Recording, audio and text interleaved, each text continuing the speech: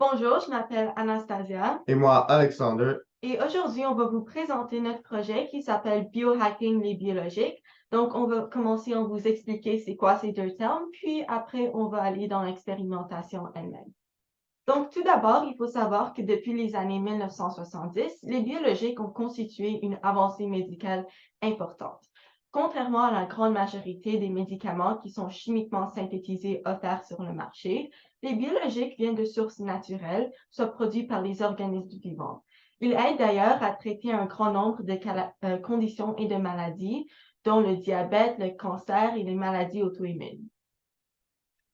Mais un grand problème, c'est qu'il coûte vraiment cher. Une seule injection peut aller jusqu'à 1000 $. C'est donc pourquoi il existe les médicaments biosimilaires qui sont des copies presque identiques des biologiques originaux, mais provenant par d'autres compagnies. Eux, ils vont coûter près de 500 $. Mais ils vont, par exemple, ici, notre père qui souffre de maladies auto-immunes ne pouvait même pas fonctionner avant après avoir essayé les biologiques. On peut voir en haut Humira, un produit biologique qu'il a commencé à utiliser, mais il a dû changer à un biosimilaire appelé Adlima avec les mêmes résultats.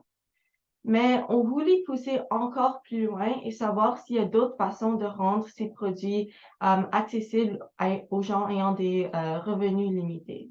Alors, le biohacking. On a trouvé le biohacking. C'est un nouveau mouvement qui porte sur l'expérimentation sur son propre corps pour améliorer sa santé et son corps. Donc, il compte des milliers de pratiquants autour du monde et une des branches du biohacking s'appelle nutrigénomique. Il porte sur l'expérimentation sur des médicaments pour les rendre accessibles à des prix moins grands. Et c'est entre autres sur celui-ci qu'on se concentre dans notre projet. Par exemple, il y a l'Open Insulin Foundation qui vont travailler sur l'insuline pour le rendre accessible à des pays en développement à des prix moins chers. Donc, afin d'identifier les enjeux de la chaîne de production des produits biologiques, on a mené une étude expérimentale pour mieux comprendre les étapes de production de celui-ci et les problèmes qui sont associés. On veut donc savoir si un laboratoire comme celui à notre école, qui est à petite échelle, peut les reproduire. On a donc comparé les étapes de production de l'insuline, qui est utilisée pour contrôler la glycémie chez les patients diabétiques, et la pénicilline, qui est un antibiotique utilisé pour traiter les infections bactériennes, et on s'est rendu compte que les deux ont beaucoup de similitudes. Donc, les étapes de production de l'insuline contre les étapes de pénicilline sont décrites dans ce tableau. Donc, premièrement, dans les manufactures d'insuline, ils vont commencer par choisir la levure ou les bactéries qui vont génétiquement modifier pour synthétiser de l'insuline. Une étape correspondante dans la production de pénicilline, c'est quand ils vont isoler des colonies individuelles de moisissure. Ensuite, dans la production d'insuline, ces cellules génétiquement modifiées vont être cultivées dans des bioréacteurs pour en tirer le nombre maximal de cellules qui peuvent produire de l'insuline. De manière similaire, la moisissure dans la production de pénicilline va être fermentée dans un milieu de croissance pour favoriser sa croissance et pour qu'elle puisse sécréter de la pénicilline dans ce milieu. Après cela, dans la production de l'insuline, les cellules vont être décomposées et ensuite on va isoler les protéines. Ensuite, les chaînes d'insuline A et B vont être chimiquement modifiées pour produire de la pro-insuline. Une étape correspondante dans la production de la pénicilline, c'est qu'on va filtrer la culture contenant l'antibiotique à partir de composants solides et ensuite on va passer à son extraction de la pénicilline. Finalement, l'insuline va être purifiée par chromatographie d'affinité, testée et emballée pour les envoyer aux consommateurs, alors que la pénicilline va être précipitée du solvant, évaporée pour obtenir les cristaux d'antibiotiques. Mais à cause de la complexité des étapes de production de l'insuline, on a choisi la production de pénicilline comme notre système modèle de production de biologiques dans le cadre de notre expérience. Donc, l'hypothèse, c'est vraiment de savoir si on peut utiliser la pénicilline comme un système modèle de production des biologiques pour enfin produire de la pénicilline dans le laboratoire de notre école. Donc, tout d'abord, il faut laisser croître de la moisissure, comme on voit ici sur une orange. Donc, dans 2 semaines, on va apparaître une moisissure qui va de couleur blanche à vert bleuâtre. Et c'est vraiment celle-là qu'on veut isoler. Elle s'appelle Penicillium chrysogenum et c'est celle-là qui va ensuite sécréter la pénicilline qu'on veut dans notre expérience. Donc ici, on peut faire la même chose sur une tranche de pain qui est pulvérisée légèrement d'eau. Et dans 2 semaines, on observe la croissance de moisissure. Donc, ensuite, puisqu'on veut isoler des colonies individuelles de moisissure, on va créer un bouillon d'agar et de pommes de terre qu'on verse ensuite dans des plaques de pétri. Et ça, c'est vraiment le mélange nutritif pour notre moisissure. On continue en striant la moisissure de notre pain à nos plaques de pétri et on le laisse croître. Déjà dans 4 jours, on peut observer une croissance significative comme on voit dans ces images. Si on regarde plus proche sous le microscope, on peut voir des spores de pénicillium. Et quand on les compare à ceux qu'on trouve dans la littérature, on observe vraiment que c'est la morphologie typique du pénicillium. Dans 1 semaine, on observe également la présence d'une couleur jaunâtre sur nos plaques. Et ça, c'est une indication que la pénicillium a commencé à sécréter de la pénicilline. Ensuite, on veut créer un milieu de fermentation qui va permettre de faire croître en grande quantité notre moisissure pour ensuite sécréter la pénicilline. Donc ici, on va strier la moisissure de nos plaques dans notre bécher rond et Erlenmeyer comme on voit dans la vidéo. Donc, nous avons mené 2 expériences en parallèle. Commençons avec le milieu de croissance contrôlé.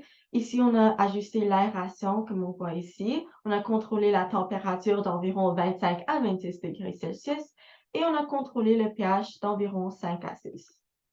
Si on regarde sa croissance dans environ 2 semaines, on observe une substance qui ressemble à du lait caillé, mais pas vraiment de moisissure. Si on regarde ici notre milieu de croissance non contrôlé, où on l'a laissé à température ambiante de 20 à 21 degrés Celsius, on peut voir une croûte de moisissure qui a une présence d'une croûte de moisissure en haut ici, et également une couleur jaunâtre qui est une indication de la présence de pénicilline.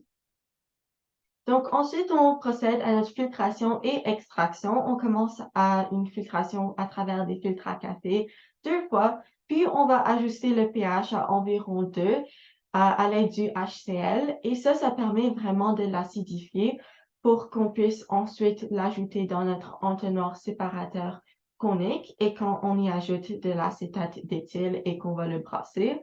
Le pénicilline et acétate d'éthyle va se dissoudre et on va observer 2 phases. En haut, c'est le pénicilline et l'acétate d'éthyle, comme on voit dans l'entonnoir. Et en bas, c'est vraiment le milieu de fermentation. Donc, on va séparer cette stade en haut et ajouter une substance qui s'appelle de l'acétate de potassium. L'acétate de potassium permet vraiment de cristalliser la pénicilline pour qu'on puisse ensuite évaporer l'acétate d'éthyle et obtenir des cristaux de pénicilline.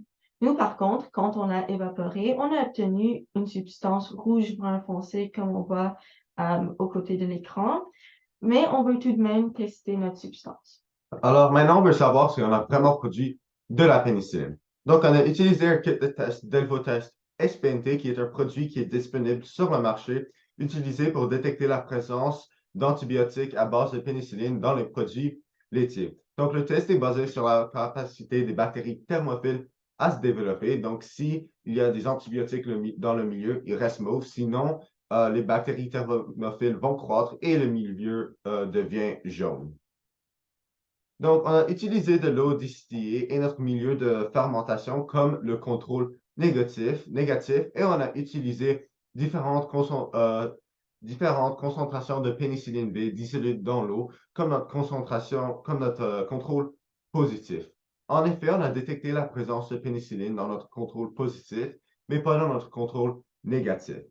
On n'a pas pu détecter la présence de pénicilline dans notre culture contrôlée, mais on l'a trouvé dans notre milieu de culture non contrôlé, ainsi que dans le liquide brun-rouge obtenu après l'évaporation de l'acétate d'éthyle du milieu de contrôle de culture non contrôlée.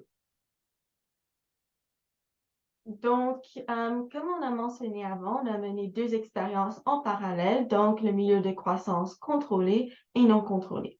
Dans le milieu de croissance contrôlé avec le bioréacteur, on a observé une fluctuation du pH constante qu'on devait toujours ajuster et également, on n'a pas trouvé de pénicilline, ce qui aurait pu être explicable par soit une aération trop forte à l'aide de la pompe à air d'aquarium, ainsi que les manipulations de pH où on devait constamment ouvrir le bouchon et possiblement avoir introduit une contamination dans notre milieu. Si on aurait à reproduire cette expérience, on pense créer un meilleur bioréacteur pour pouvoir vraiment obtenir de la pénicilline. Dans notre milieu de croissance non contrôlé, par contre, on n'a pas trouvé une fluctuation de pH et on a trouvé de la pénicilline, mais encore une fois, si on avait à améliorer, on aurait fait une filtration meilleure pour vraiment obtenir des cristaux vers la fin.